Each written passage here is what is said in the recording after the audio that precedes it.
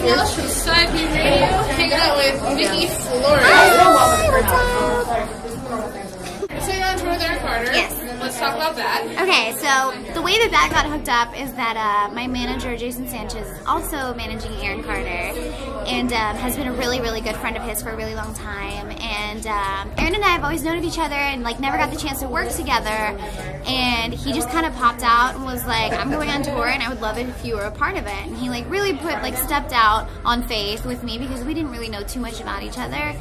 And it was just really cool that he was like excited to give me that opportunity and like really believed in me, and like here we are. This is like our 9th show together in New York City at Gramercy, and it's like incredible.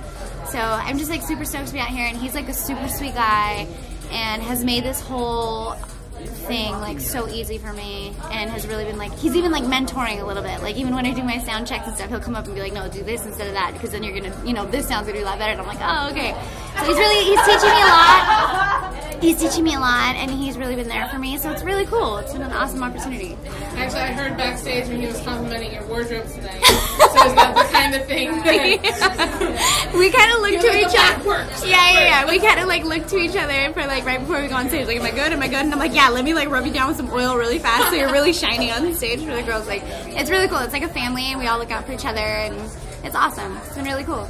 So how long have you been making music? Long story short, I started writing when I was about 8 years old, and got my first record deal at 15 with Epic Records.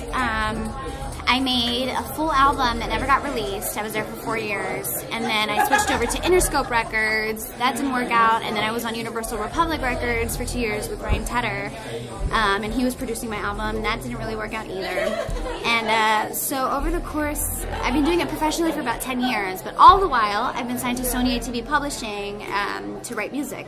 So I've been doing that for the past couple of years. I kind of wanted to get out of the limelight of the artist thing for a little while after my record deals didn't really work out. So I just started writing for other people, and actually got some really cool cuts. Like Christina Aguilera cut one of my songs on her last album called Empty Words, and I did a record with Nas that I wrote and featured on that just came out on his last album, Life Is Good, that was nominated for a Grammy.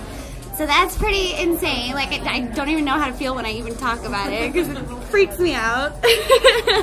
But it is, yeah. So I mean, things have been going pretty good. I'm happy to be back, you know, doing something for myself as an artist again. So this tour is like my first step back out into the light. Is this like your first big tour? I toured with Jesse McCartney like in like 2006 or 7, I think it was. Yeah, I toured with him for a little while, and then I did like a camp tour of the Northeast, and then I did all the radio spots like the Santa Slams and Wango Tangos, and that was when they were promoting my first record that didn't come out on Epic. So yeah. How does this compare to the Jesse McCartney and the Wango? You know what? The family vibe is there. This is like, that was really like, it was cool, and Jesse's like a great person too, but like it was very kept separate. The opening acts, as you know, from the headliner was very separate.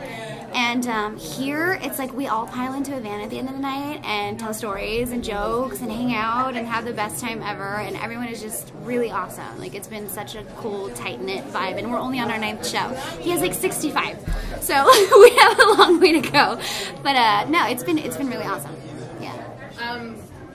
What has the audience response been like? It's been good. I always get nervous about it because this is the first time a lot of people are seeing me. So it's a little bit nerve-wracking, but everybody's been pretty cool. The response has been great. I cut one of the first songs I was doing because I originally had a 4-song set, and the first song I was doing was a lot more slow and a lot more intimate, like a Frank Ocean type of vibe. And then when I really thought about it, I was like, all right, is this really appropriate for like the after-party tour where everybody wants to have energy and dance and like have fun? So I cut that one out, but after that, everything's been really great. Everybody loves it. So that's really cool, yeah. Your career has kind of been a little bit of a roller coaster. Absolutely. Do you have advice for young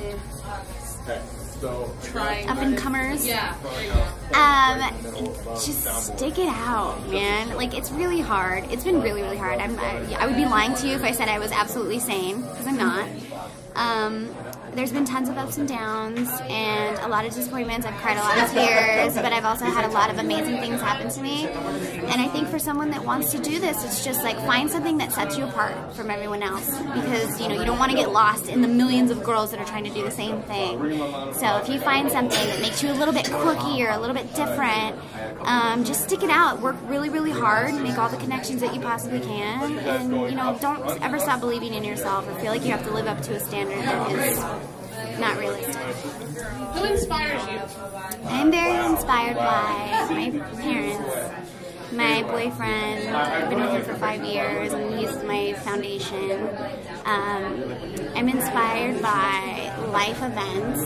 Like love is one of my biggest things I love to write about. I'm such an advocate for love and heartbreak and all the feelings that you go through, like as an adolescent and stuff like that. I've always been really intrigued by that, so I write about that kind of stuff a lot.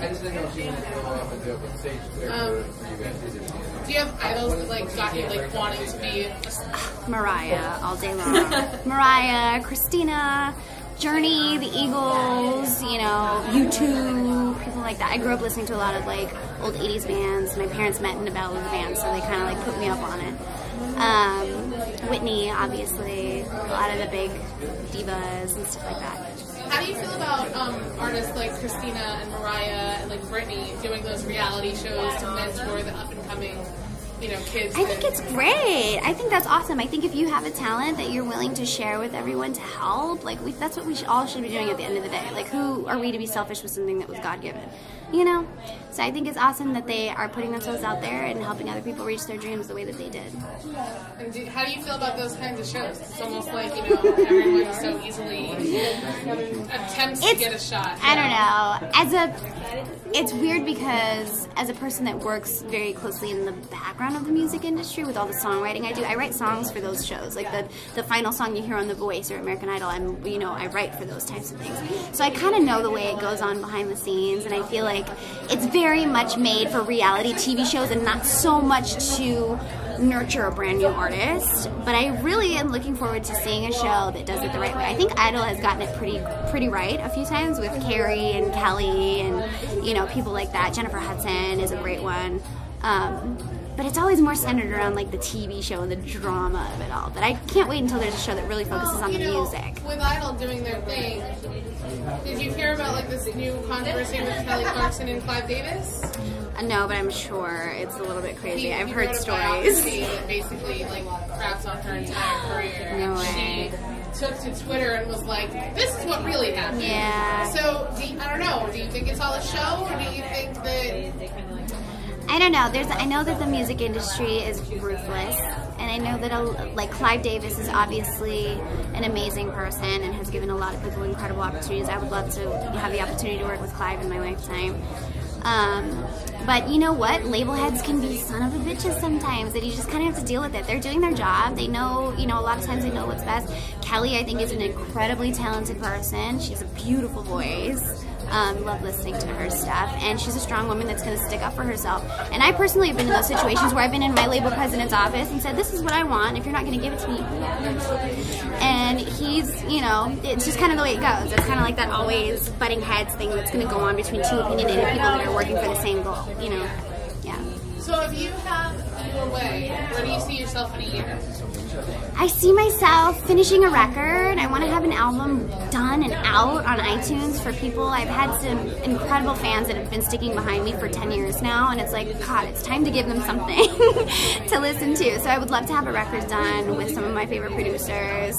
I would love for that to be on the charts on iTunes. I would love to be back on tour. Aaron talks about going to Australia and stuff maybe later on in the year, so if we could jump back on that, God willing, he would let me do that, and that would be incredible. I want to be doing music. I want to be writing. I want to be singing.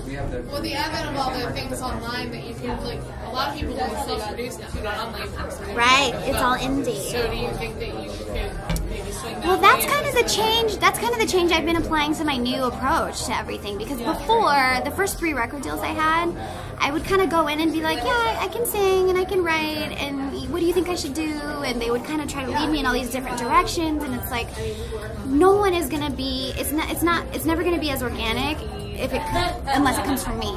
You know what I mean? So I think this time around, I was like, let's hold off on the labels. I don't want to sign a deal until I figure out exactly what I want to do. I want to walk in with my record done. I want to walk in exactly what my style is going to be, you know, my picture's done, the video's done, everything. So I can be like, this is the package, put a few $100,000 behind it and put it out. You know what I mean? Like, that's what I want to do, because when you put yourself in a situation where you let other people tell you who you are, it never turns out right. So that's what I'm shooting for now. Well, good luck with everything. Thank you. Do you have any parting words for the audience? No, thank you guys so much for listening. I appreciate it. And you guys can go check out my Twitter. It's Miss Nikki Flores, MSNIKKIFLORES.